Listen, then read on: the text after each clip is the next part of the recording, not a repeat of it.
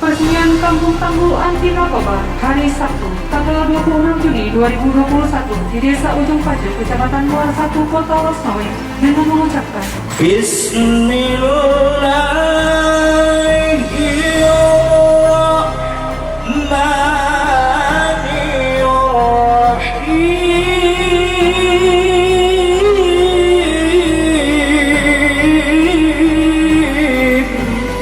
Kampung Tangguh Anti Narkoba yang dipeloporin oleh Polres Sumawe, Kodim 0103 Aceh Utara, pemerintah kota, ya, BNNK, dan seluruh masyarakat yang dengan inisiatif bersukarela untuk sama-sama menjadikan Kampung Ujung Paju ini kampung ataupun desa yang bebas dari narkoba.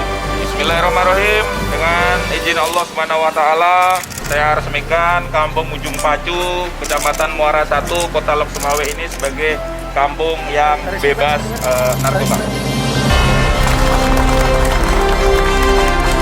Melakukan sinergitas kerjasama Desa Ujung Paju bersama instansi pemerintah dan elemen masyarakat dalam mencegah peredaran dan penyalahgunaan narkoba.